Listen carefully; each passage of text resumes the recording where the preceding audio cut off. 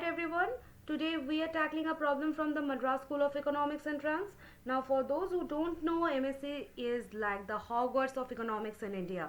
You are looking at a 5-year integrated MA program and you have got the 3-year escape batch, that is the BA honors, and 4-year deep dive, that is the honors with research, or the full 5-year mastery. Now, if you want to work at the RBI, Niti Aayog, or just be the smartest person at a dinner party discussing the inflation, this is where you go. But first, you have to survive their math. So let's dive in. Look at this question. Question says, for a natural number n, let n equal to n square plus 20. If dn denotes the greatest common divisor of an and an plus 1, then show that dn divides 81. Okay, so we have to prove that. So let's do this together.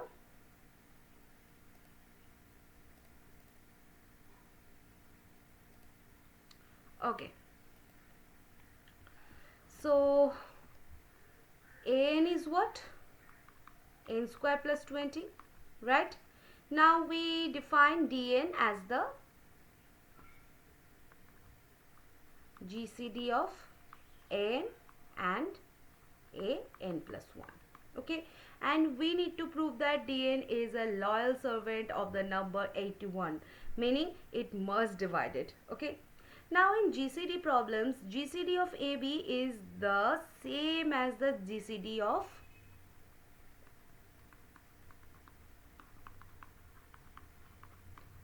A and B minus A. Why? Because if the number divides two things, it must also divide their difference. So it's like saying, if I can afford two expensive watches, I can definitely afford the price difference between them, right? Now look at our two terms, an equal to n square plus 20, right? And an plus 1 is what? N plus 1 whole square plus 20, that is n square plus 2n plus 1 plus 20, that is n square plus 2n plus 21, right? Now let dn is GCD of an and an plus 1. Okay, now using our shift property, we get dn equal to GCD of n square plus 20 and n square plus 2n plus 21 minus n square plus 20. Okay, so dn will be GCD of n square plus 20 and 2n plus 1, right? Now it gets spicy. dn must divide both. So if dn divides 2n plus 1, it also divides any multiple of it. So let's try to eliminate that n square by multiplying an by 4. Okay, so dn must divide 4 into n square plus 20, that is 4n square plus 80, right?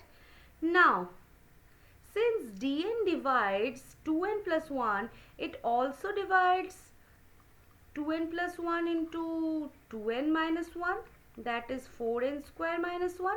Now if dn divides 4n square plus 80 and 4n square minus 1, it must divide their difference also. So 4n square plus 80 minus 4n square minus 1, that is 81. So dn divides 81. So mission accomplished. Now don't just sit there looking pretty. Okay, why did I multiply by 4? Let's talk about the elimination method.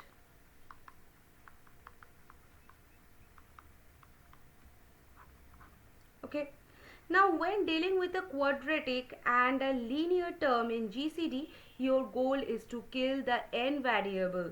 Okay, so we use the identity, what, 2n plus 1 into 2n minus 1, that is 4n square minus 1, to create a constant.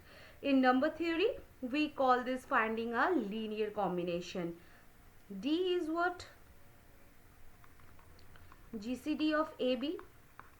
So D divides xa plus yb for any integers x and y. Okay, and in our case, 4 into n square plus 20 minus 2n minus 1 into 2n plus 1, that is 81. Okay, so what did we just learn? Madras School of Economics has great taste in problems, and if you see n square, try to square the linear term to cancel it out, and 81 is a very powerful number today. Any questions? If no, then great. And if you have any kind of doubt regarding this, you can ask me in the comment section. Okay, so see you in the next session, guys, with a new question of Madras School of Economics Integrated MA Economics. Till then, bye bye.